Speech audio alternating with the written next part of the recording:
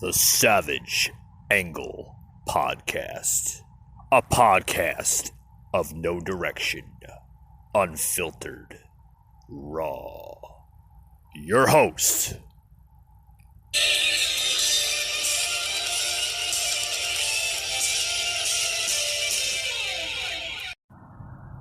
hey guys, welcome to the show. Welcome to the Savage Angle Show. My name is Mike. On to today's crazy scenario of a show. We'll talk about a lot of different things in the show. Anybody catch Trump was in Atlanta yesterday, actually. First he was going to cancel it, then he rescheduled it all in one day.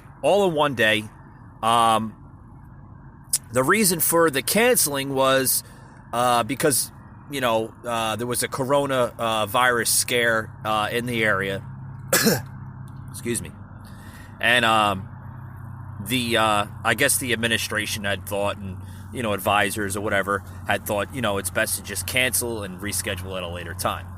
But apparently that wasn't what it was out to be.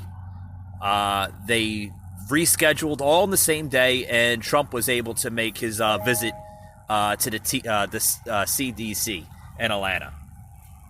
So, so that was good. So he was able to make the visit, and the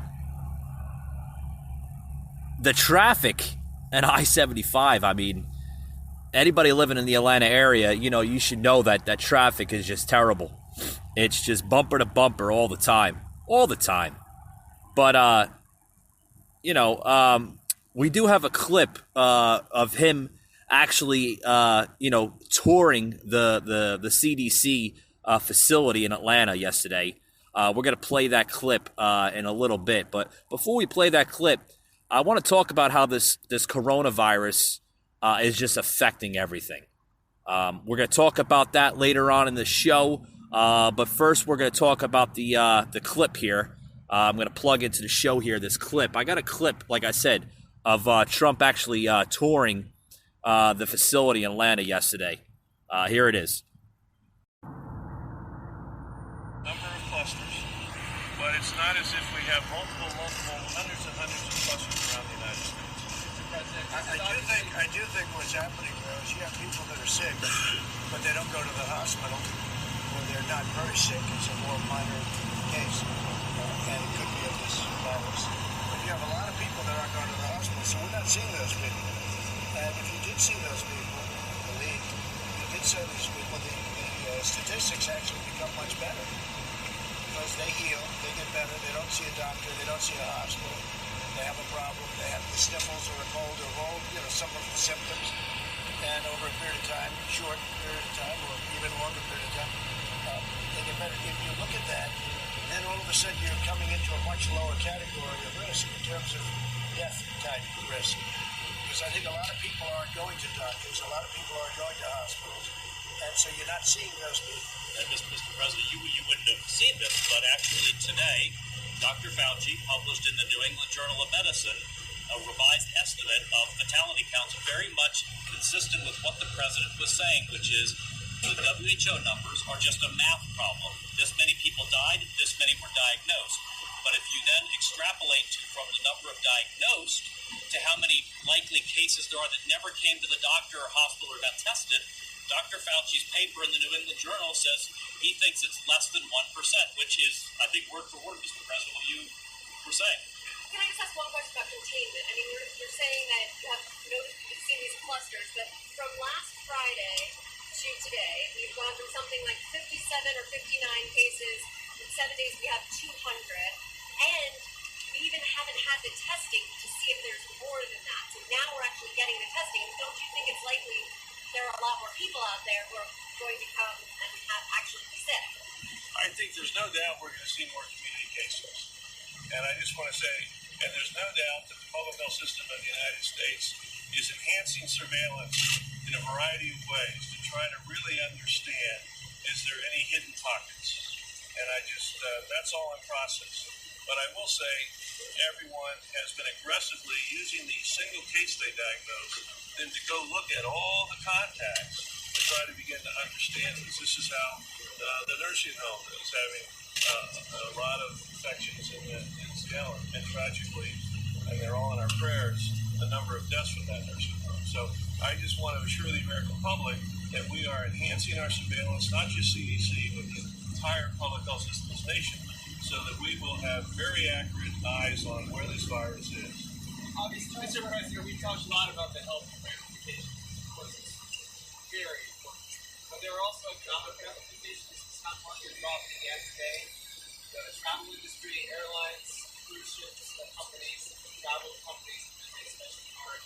Can you give us a sense of what you're considering to help offset this pain? Well, we're considering different things, but we're also considering the fact that last year you got approximately 36,000 deaths due to what's called the flu. And when I first heard this 4, 5, 6 weeks ago, when I was hearing the amount of people that died with the flu, I was shocked to hear it. Anywhere from 27,000 to 70,000 or 77,000.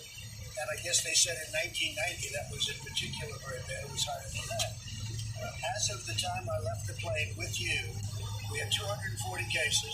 That's at least what was on a very fine network known as Fox News. You love it. Like that's what I happen to be watching. And how was the show last night? Did it get good ratings, by the way? I heard it broke 4 ratings records, but maybe that's wrong. That's what they told me. I can't imagine that. But what happened is, if you look at the number, the time we left, it was 240 cases, and 11 deaths. That's what it has been. Now, you look at throughout the world, I mean, other countries have South Korea, Italy, and in particular China, have many. Now, I also hear the numbers are getting much better in those places, and I've heard the numbers are getting much better in China, but I hear the numbers are getting much better in Italy.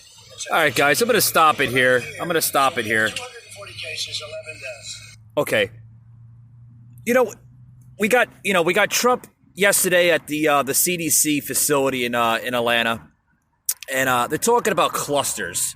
They're talking about numbers. They're talking about figures. They're talking about enhanced security, eyes, around, where this thing is going next, where this virus could be going next. You know what? Here's my solution. Here's my solution to the whole country, the whole nation. Okay, about this damn disease. Okay, it's instead of just closing down, borders, airports, ports, what have you. That's great. That helps. Okay, but here's my solution to everything.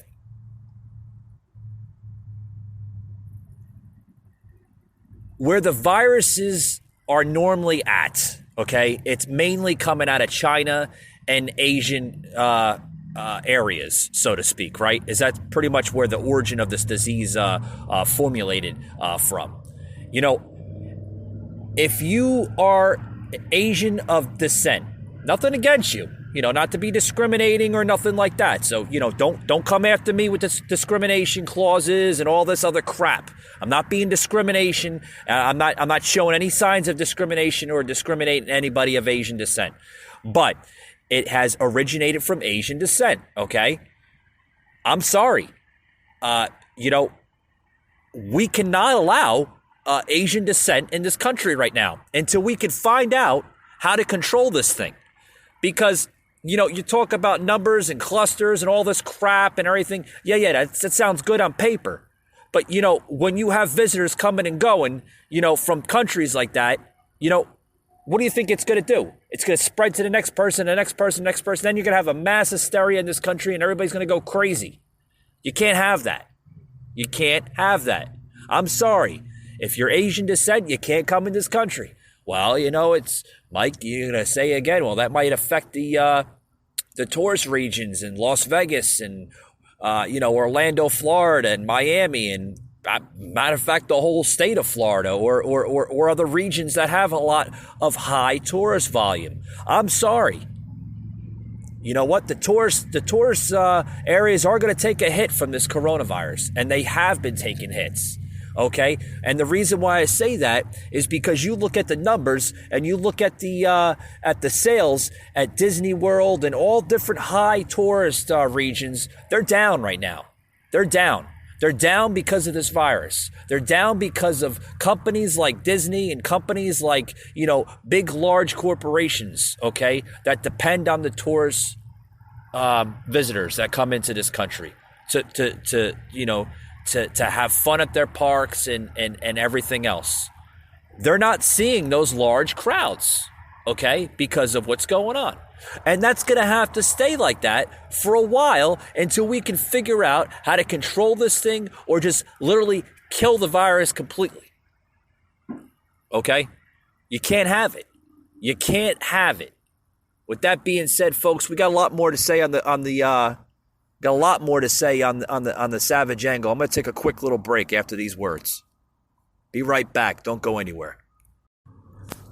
Hey guys, if you're out there trying to find something natural for your body, you're getting tired of taking medicine, or you're just not one of those, pill popping type of people,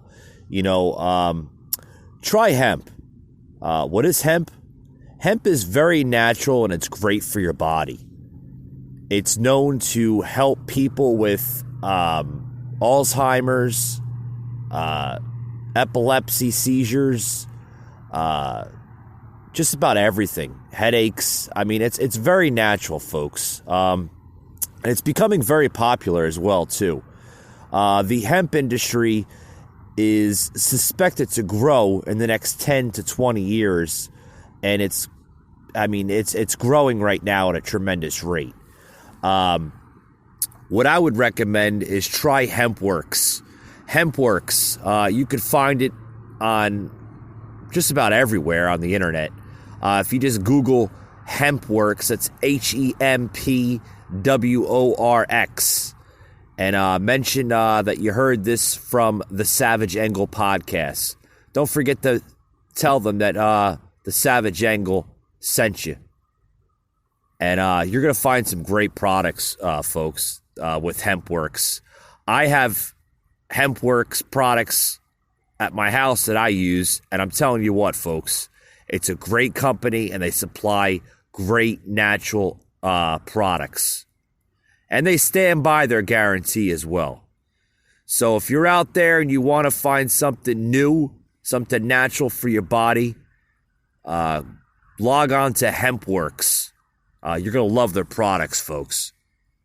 All right, folks, we're back to the show here.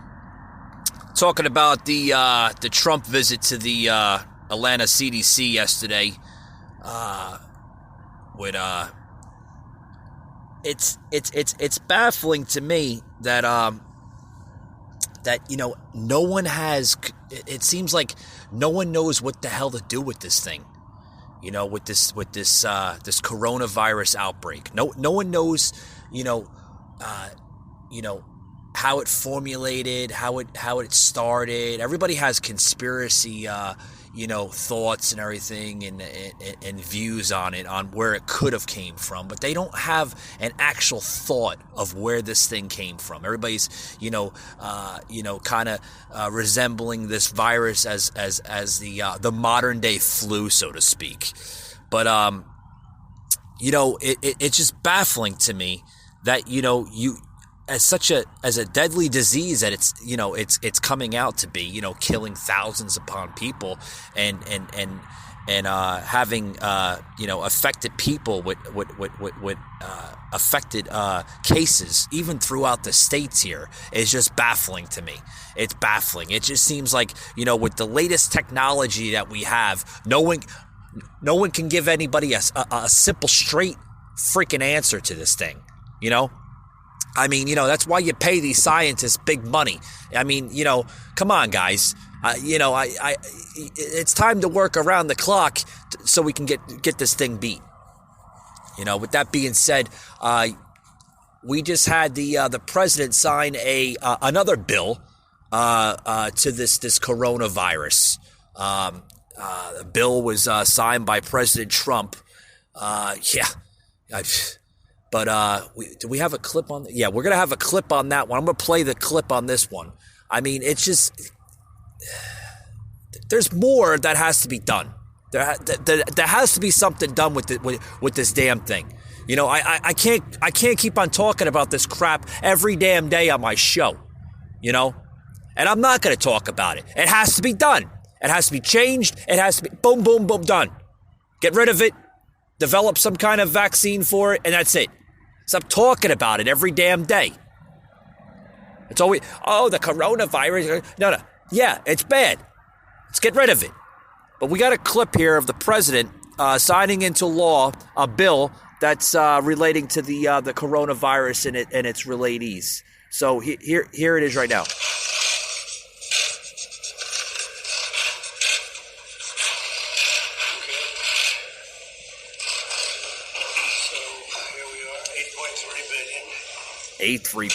Jesus Christ. But it's an unforeseen problem, not a problem. Came out of nowhere. But we're taking care of it.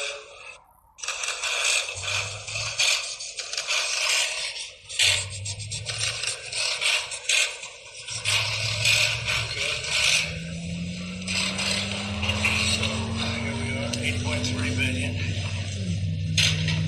Very well. $8.3 billion. President Trump signs coronavirus spending bill. $8.3 billion for the spending bill to go towards vaccines on this. More debt to the national debt of this country. I don't understand it. I don't understand. You know what this election's turning out to be? Science versus politics. And that's what I'm going to label this show today as. Science versus politics. This is nuts, folks. This is nuts. This is no. I'm done with that clip. I'm done with that clip. It's crazy. It's chaotic. It's nuts. I've never seen anything in my 38 years of life so far. Over $1 billion something for a spending bill to control this thing. Do you know what that's going to do to our economy? Boom, right down the drain. Right down the drain. More spending bills to control this. More spending. You know, everybody's going to say to me on this show, Mike, why are you getting all hysterical and this and that? Because our U.S. economy had just taken a dump on this damn coronavirus. It literally did. Does it affect the presidency? Does it affect Trump's presidency? Sure as hell does. It sure as hell does. Sure as hell does. It's just it's chaotic, folks. It's turning into science versus politics. That's what it's turning out to be. It really is. So that now the Democrats, you know, now they have an upper hand. I've said it, my podcast, my show right before this episode. The earliest episode was episode 6, I believe. I told everybody, in that episode, that these damn Democrats are going to try to politicize this coronavirus, and they are. They are politicizing it at a high level, folks. A high-ass level.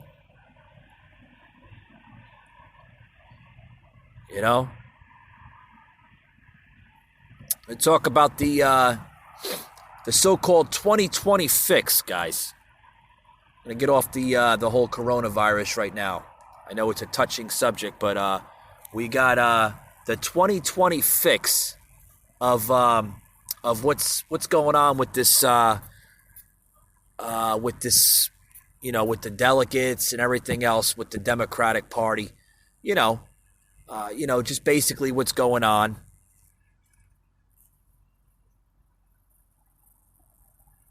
The delegates so far for Joe Biden is at a 664. Okay, Bernie Sanders is polling at a 573. Elizabeth Warren, she's very low. She's a 64. Michael Bloomberg,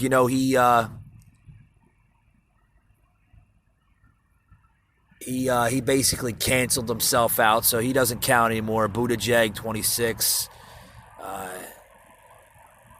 Amy Klobuchar, 7. Tulsi Gabbard at 2. Andrew Yang is at a 0, but he's out already. And then so forth. So what's going to come down to is these two. Yeah, Elizabeth Warren. Yeah. What's going to come down to is here's your two guys to watch out for. I'm sorry, folks. You're not going to have a woman president in 2020. You're not even going to have a woman candidate that gets the nomination in 2020. Sorry, Elizabeth. I'm sorry. It's not going to happen. And it's going to come down to Biden and Sanders. You know, Biden right now is literally above Sanders. You know, what a big jump he took. What a big jump he took.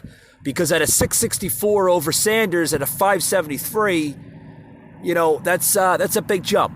That's a big jump. Old Grandpa Biden took that leap over chaotic Sanders, I call him. Yeah. Oh, Sleepy Joe.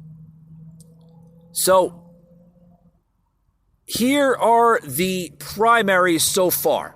Okay, we're going to look from February 3rd, okay, Iowa, February 11th, New Hampshire, February 22nd, Nevada, February 29th, South Carolina, and then all up to basically, up to current day right now, which is, let's see, look at March.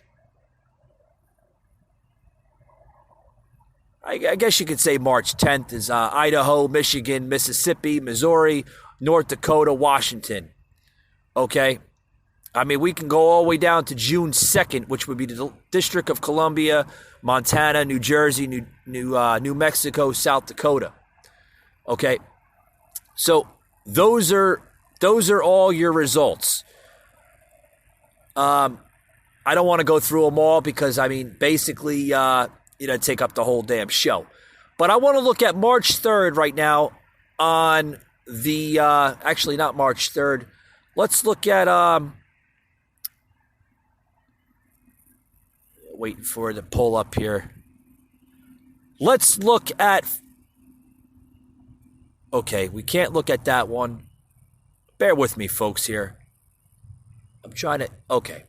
Let's look at the big one here. Let's look at South Carolina. That was February 29th. Okay. February 29th,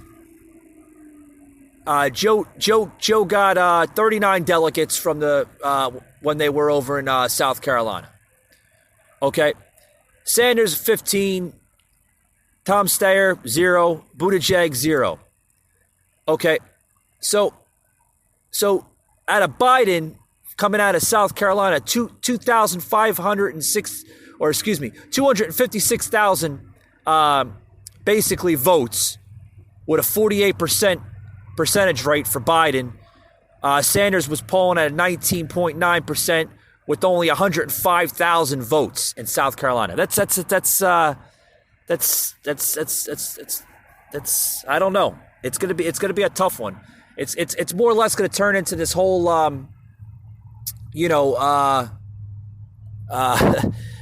general election from 2016, when Hillary was going after Trump. That's what it's going to come down to with Biden and Sanders. That's what I think is going to happen. You look at March 3rd, okay? You look at, what are we going to look at here? Let's look at Massachusetts, okay? Why Massachusetts, Mike? Well, Massachusetts can go both ways, okay? It can turn one way and then go the other way. Let's look at the delegates for Massachusetts. Okay, thank you. Right on the mark, Mr. Pingman.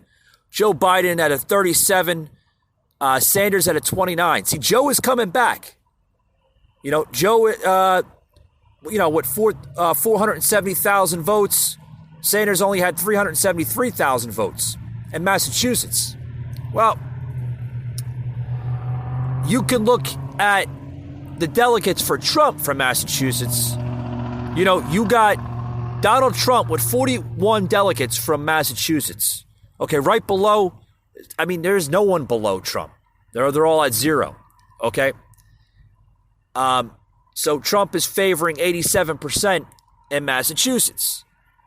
We can go all over the place. I want to look at New Hampshire back in February 11th. Okay? Sanders and Buttigieg were tied up. Sanders was at a 9 and Buttigieg was at a 9 delegates. Both polling 25% and 24%. Okay?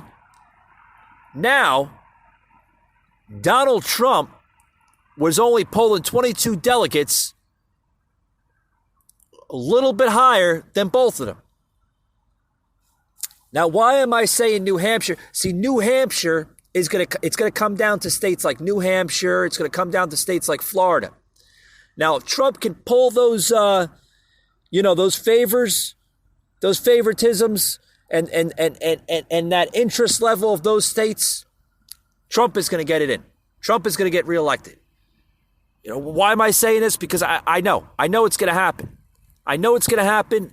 And thank you, Mr. Pigman. I know it's going to happen. Because if he can stay ahead in that high, I want to say 70 to like maybe 85, 90% range, it's the only way he's going to get reelected. Only way he's going to get reelected. Okay? Now, I want to talk about, what's going on with Sanders. Okay, Sanders is basically hitting the radar all over the place. Sanders versus Biden. That's what it's going to come down to, folks. Sanders versus Biden. Okay? Now, Sanders is basically, he's getting into,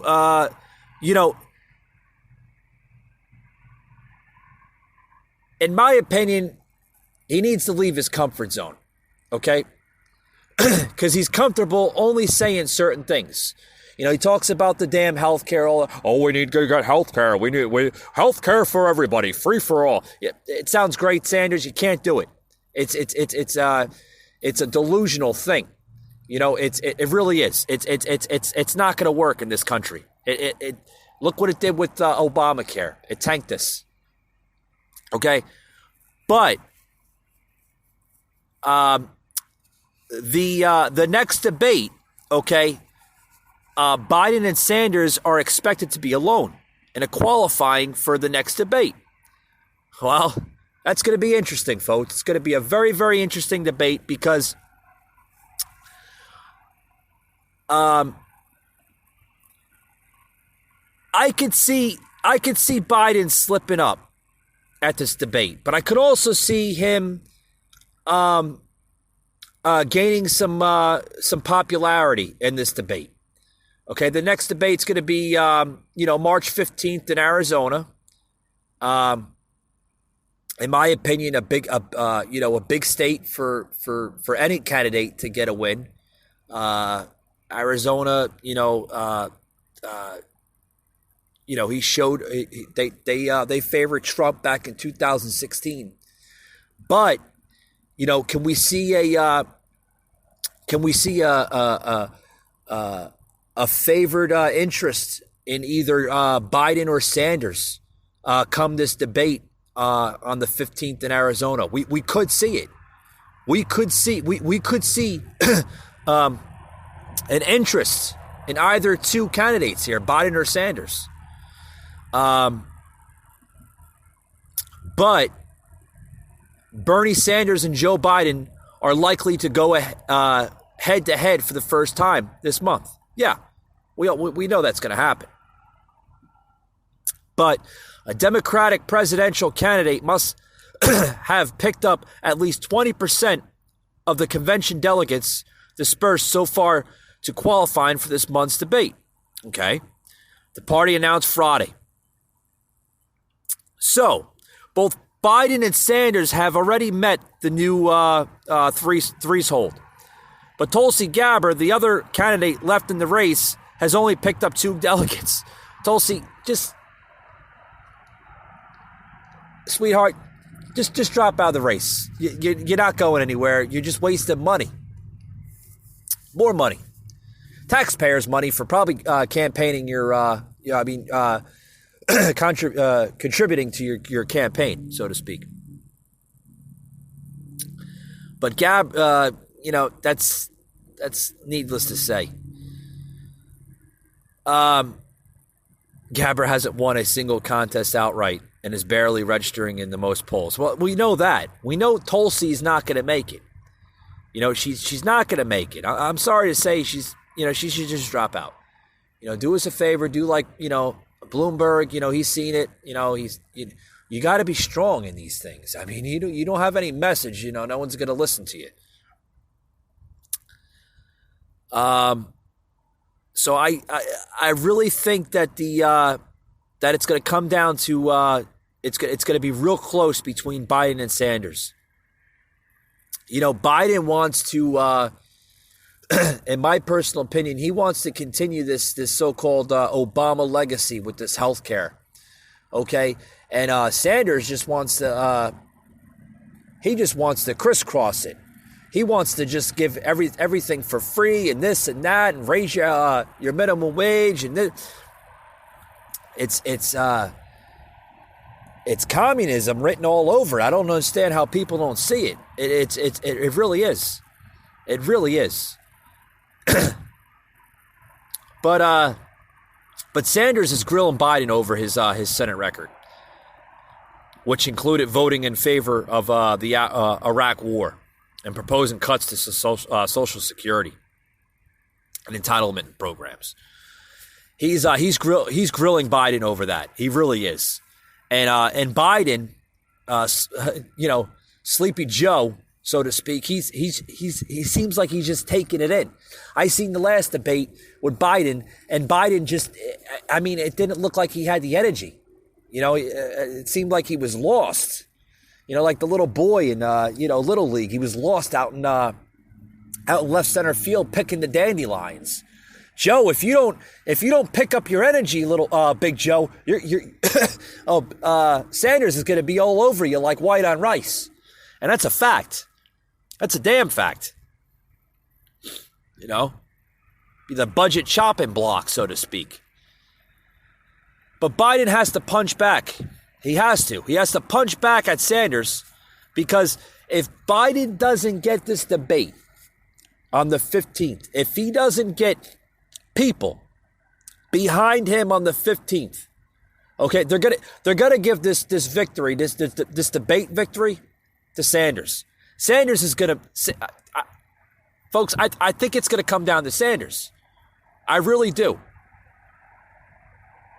because in November. Oh, excuse me. In November, you're going to have Sanders versus Trump for the general election. I'm telling you right now, that's what's going to happen. It's going to be Sanders against Trump. And I want to talk about a possibility of how it could come down between Sanders and Trump. I'm gonna dig up something here, and I'll be right back after these words. Because you're going to want to hear this, folks. I mean, this could be pretty interesting with Sanders and Trump come November.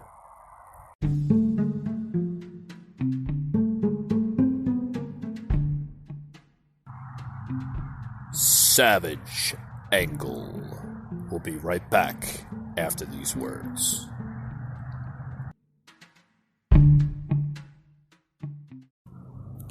Hey guys.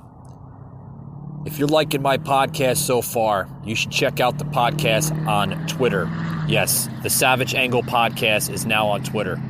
Just search at the Savage Angle, and it'll pop up right there on the Twitter. But yes, we're now on Twitter, also on Facebook. If you Google the Savage Angle podcast, that will pop up as well too. And we're also on, different types of platforms out there, such as Google, Spotify, Apple, and anywhere you might find your podcast at.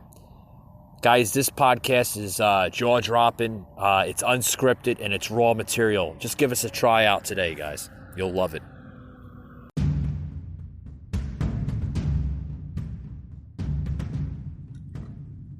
You are entering the Savage Angle Podcast. Savage. All the time. Anytime. Here's your host.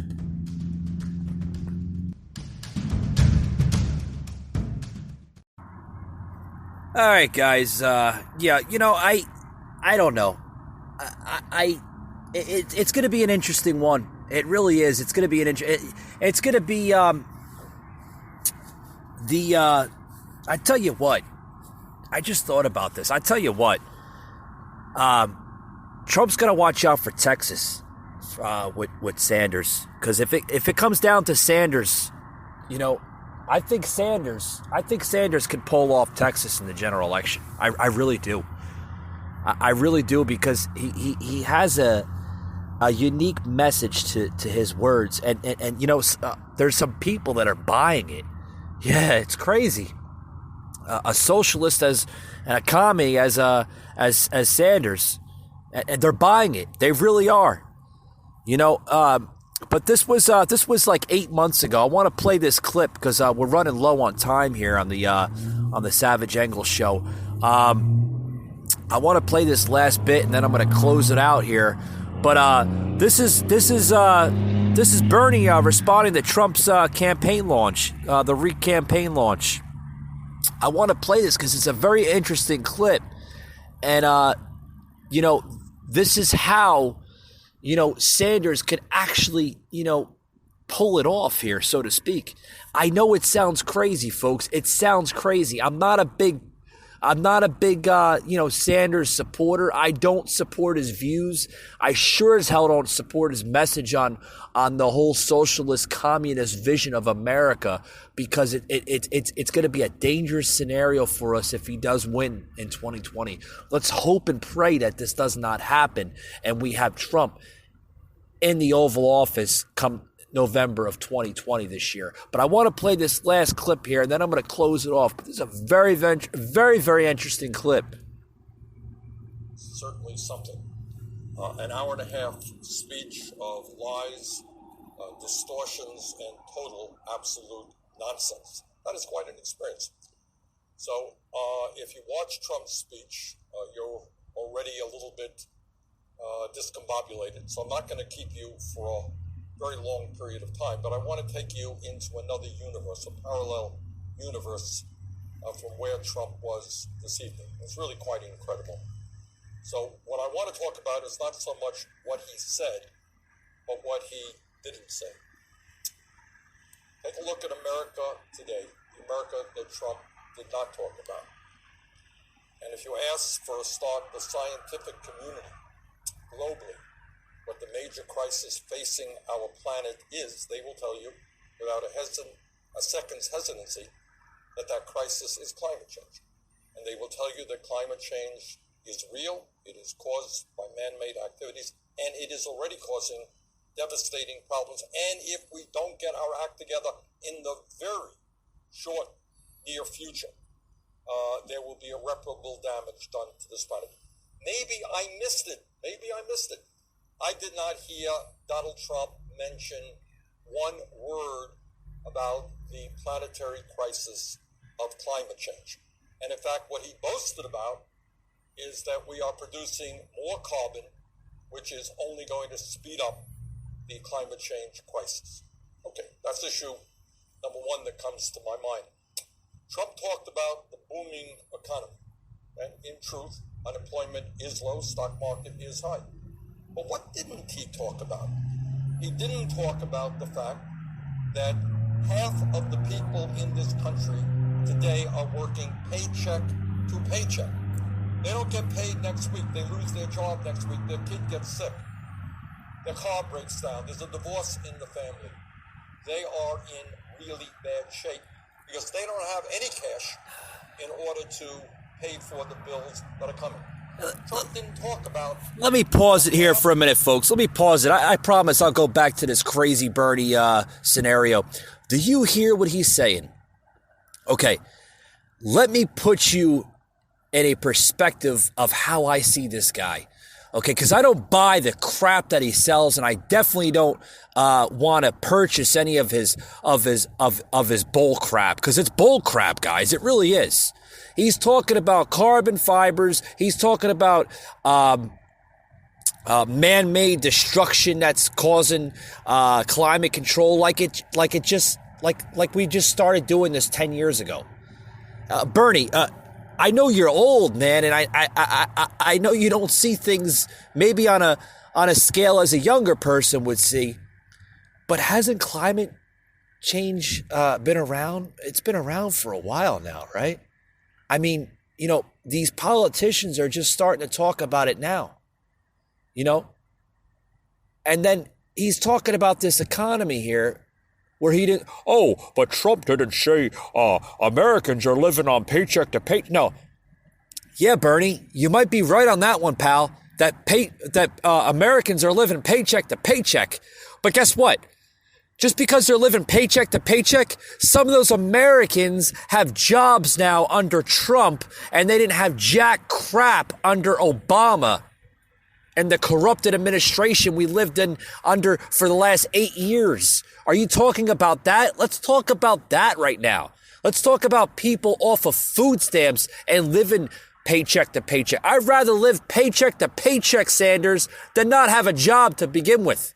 I'd rather live and struggle on a job, okay? Not that I don't struggle. I'm just saying if I did, I'd rather live that way, okay? And bust my ass to get to where I want to be, okay? To prove myself where I want to go, than not have a job. I don't buy you, man. I don't buy what you're saying at all. Listen a little bit more about Crazy Sanders, and then I'm going to have to cut it off here. Of America that has zero wealth at all. Trump didn't talk about the incredible level of income and wealth inequality in America. Trump did talk about... What are you talking about? He talks about it every damn day. He forgot to tell you that 83%... Oh, shut up. Shut up. Turn him off. Turn him off. Talks about it every day. Where are you at, man? Where are you at? He talks about it every day. Every rally, he talks about economy. He talks about unemployment. He talks about people off of food stamps. He talks about, how we have to better our planet. Yes, he's talking about all this stuff. Where are these Democrats at? Their heads are like, they're not there. They're not on their bodies. They're somewhere else. Talking about a parallel universe, Bernie, I think you're the one that lives in the parallel universe. Talking about some crazy nonsense. Oh, boy. Folks, I'm going to close out the show here in about a minute, okay? But I'm telling you right now, if you allow this man, okay, to get your attention by the crap that he's trying to sell you, you are going to be mistaken, my friends, in November. You need to go to the ballot box in November and vote Trump for the 2020 president, okay? This man has to get reelected as the 45th president of the United States of America, because this man is literally keeping this country alive with the American dream. Bernie is going to kill the American dream.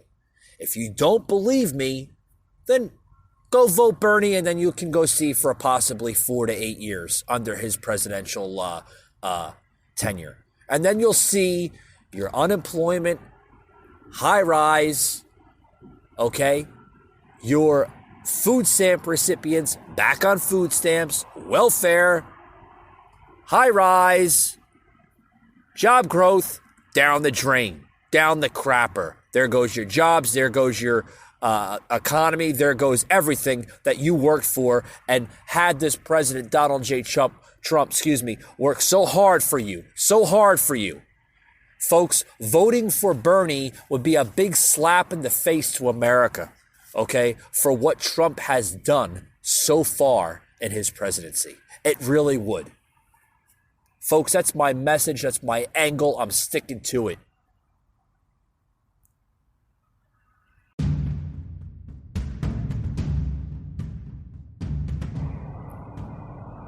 The Savage Angle, an Anchor podcast.